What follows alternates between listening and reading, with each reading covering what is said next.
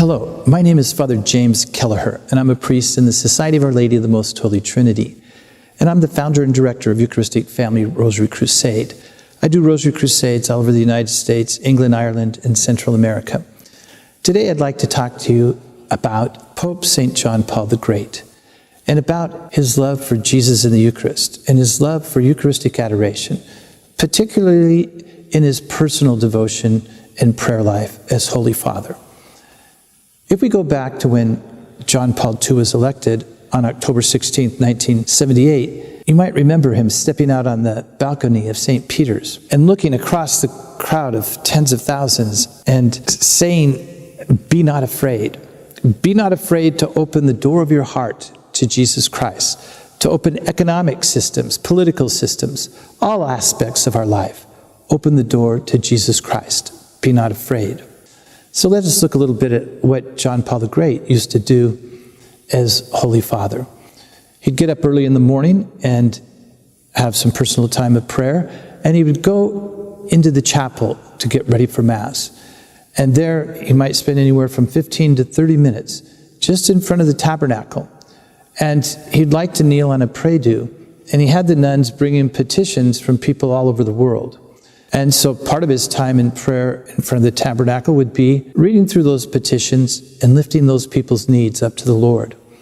Well, do you know that many people would write back and acknowledge that what they had asked the Holy Father to pray for was answered? In addition, in this time before Mass, sometimes he would just close his eyes and he'd just be lost in prayer. And people who were present would sometimes say they could hear him groaning. It was like he was in a deep union with Jesus, in the mystery of the sacrificial suffering of Jesus dying on the cross. John Paul II was totally committed to entering that mystery. And his understanding of the Mass was so deep that he wanted to have a totally open heart when he went to the altar to celebrate the sacred mysteries. May 13th, 1981, when Mehmet Ali Agha fired those 2 bullets into his body, and he lost 6 pints of blood. And after a number of hours of surgery, he miraculously survived. Well, that was a deep entering into the passion of our Lord. John Paul II, he could have really become gun-shy after that, but he didn't. Rather, when they were driving him to the hospital and he was barely conscious, Monsignor Dziwisz could hear him saying the word Mary, Mary, Mary over and over. He was asking Mother Mary to intercede with Jesus to save his life. I share this story with you to show how John Paul II, totally devoted to Jesus in the Eucharist, totally devoted to the sacrificial love that Jesus poured out for us, John Paul II poured that out for his universal flock. And he was obedient to what God asked of him. And as part of this, he founded Adoration at St. Peter's Basilica in the 1980s, because he wanted people coming into that basilica not just to see the beautiful artwork, but to go to that Adoration chapel and to spend some time with the King of Kings, the Lord of Lords, and the Prince of Peace. But he heard a call beyond the Vatican, and that was his apostolic missionary journeys to over 100 countries during his pontificate. It showed how Christ seeks out every soul, and that's what John Paul II was doing.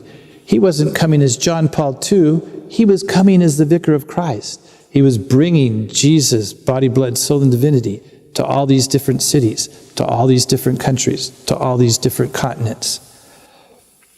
He was an on-fire missionary, a Eucharistic missionary, a missionary who loved to pray and adore Jesus. I'd like to share with you just a couple anecdotes from some of his trips. One time, John Paul II was in Canada.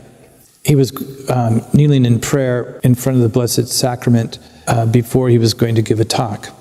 And the Master of Ceremonies had determined that now it was time for the Pope to talk. So he said, even though John Paul II was still praying, he says, "And now the Pope will arise." And John Paul II does nothing.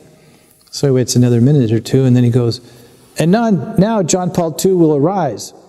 But the Pope doesn't move. Well, the MC got the idea. John Paul II wasn't going to move until he was finished talking with the Lord about whatever he was talking about. So it was a good time later that John Paul II stood up and gave his talk. You see, this explains part of the secret of how John Paul II could do these missionary journeys. Sometimes they were 10 or 12 days long, and sometimes he was giving 14 talks a day. For most people, this would just be overwhelming. But John Paul II was building times of prayer and adoration in the very visit itself. And he totally surrendered to the Lord because he was asking the Lord to fill his heart, to give him the words that could reach the hearts of the people. In these missionary journeys, John Paul II faced some very challenging situations. One example would be in the 1980s when he went to Nicaragua, which was run by a communist country at the time. They'd set up the big outdoor mass in advance, and the Vatican organizers had double-checked everything, but the communists, unbeknownst to the Vatican organizers, had slipped some microphones into the middle of a crowd that was up close to where John Paul II would be preaching. So when it came time for John Paul II to give his homily, he was giving his homily when all this noise started happening, because there was these communist infiltrators that were right there, not that far from where he was giving his homily. And they were making a lot of noise. It was blasphemous. And so what did John Paul II do? He eventually said, "Silencio!" He said it once. Then he said it again, "Silencio!" And then he said it a third time, "Silencio!" And they finally stopped and allowed him to finish his speech. John Paul II was courageous. John Paul II was not afraid. John Paul II let Jesus lead the way.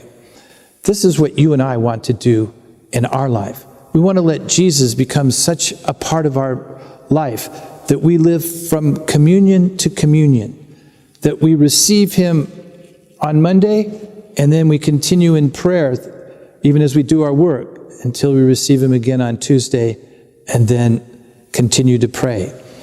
It's a continuous experience, because everything we do for the honor and glory of God.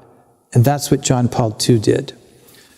And so now to just close our thoughts on John Paul II and the Eucharist and Eucharistic adoration, I would just like to share with you two quotes of his. The first one: "It is pleasant to spend time with him, to lie close to his breast like the beloved disciple, and to feel the infinite love present in his heart. How can we not feel a renewed need to spend time in spiritual converse, in silent adoration, in heartfelt love before Christ, present in the most holy sacrament?" Then I'd like to conclude with this quote: "The Church and the world have a great need of Eucharistic worship. Jesus waits for us in this sacrament of love. Let us be generous with our time in going to meet him in adoration and in contemplation. That is, full of faith and ready to make reparation for the great faults and crimes of the world. May our adoration never cease. Ave Maria."